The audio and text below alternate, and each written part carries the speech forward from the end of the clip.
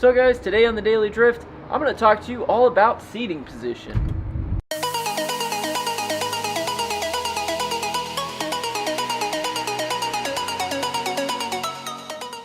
Alright guys, so as you can see, I'm sitting in Austin's Miata. This car is set up specifically for him and not for me. And you can tell that I'm a little bit cramped.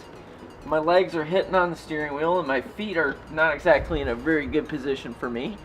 And this is why it's so important to make sure that you set up your seats for you and to make sure they're in the right position. So now let's go see how I fit in the RX-7. Okay, so here I am sitting in the RX-7 and you can see that this fits me a lot better. I got room for my legs to move around. I'm not worried about hitting on the steering wheel when I'm trying to steer. My foot position's a little bad and this seat actually needs to be adjusted. So the proper way to tell if your seat is in the right position is when you put your hands over the steering wheel, they should rest right on your wrists. Okay, so if it's resting right on your wrists and you can dangle your wrists over the edge, then that's good. That's what you want. But if you're having to reach and when you're driving and you have to have your arms straight like this, that's not good. Where I have it here is a good position because I can turn comfortably, I'm not stretching, and I'm not locking my arms. You don't want to lock your arms. So the next thing that you want to consider when you're adjusting your seat is looking at the distance between your feet and the pedals. So you can see here that I can reach all of the pedals. So when you look here and you see my feet at the pedals here, just kind of hanging, when I'm driving, I can have my heel on the floor, my heel's on the floor, and I can depress the pedal. Okay, no issues, I can get it all the way to the floor, and my knees are slightly bent. That's very important. Same thing with the clutch. Okay, now for me, I can reach, but if you notice, I'm having to almost lock out my knee to get the clutch to fully engage. So that's not good. That's a sign that this is the wrong position for me. Because in order for me to fully depress the clutch, I have to practically lock my leg. That's not good. The brake is okay. You can see the braking position, my knee is in a good spot. But in order to engage the clutch, I have to do that and slide forward slightly. So if I have to slide forward in my seat, that's not right. So we need to adjust that. Okay, so this is something else to consider, and this is something I messed up on. When you look at where I'm sitting in the seat, this is dead center. My steering wheel is not center with where I'm sitting. Now, to some people this might be okay because if you drive and you have one hand here, it puts your right arm closer to the shifter. But for me, I would prefer to have this center, so we're going to adjust that as well.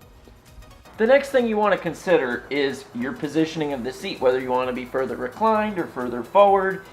That comes down to driver preference. So if you prefer to be reclined, you can put it back some, but the key is you want to make sure that your knees have a slight bend in them so your legs are going downward.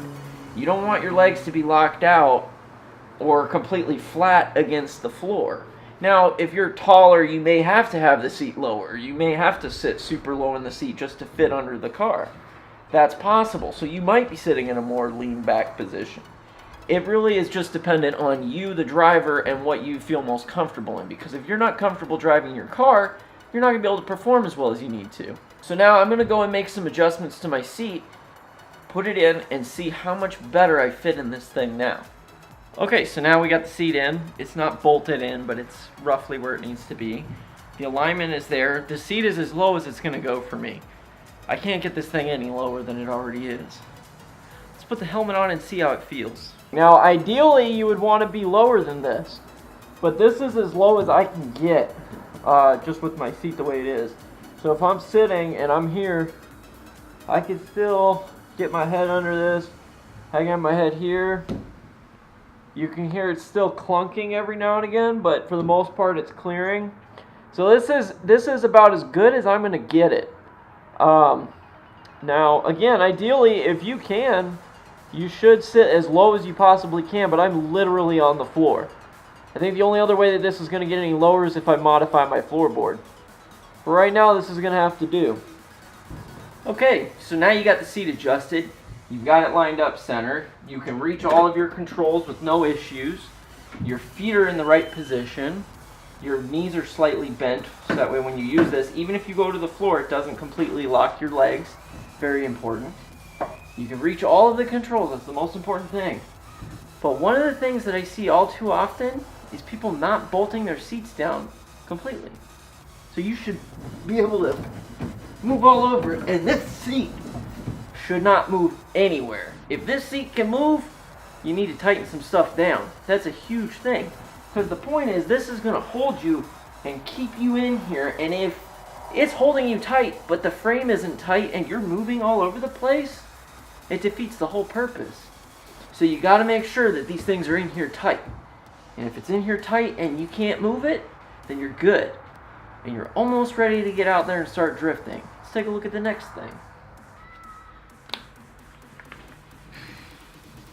Okay guys, so the next thing I want to talk to you about, straps, harnesses, seat belts, whatever it is that you're using. If you're using an actual racing seat, you need to get one of these harnesses and a bar. Whether it's a seatbelt bar, roll cage bar, any kind of bar. And when you set it up, it's important that it's set up to the right height.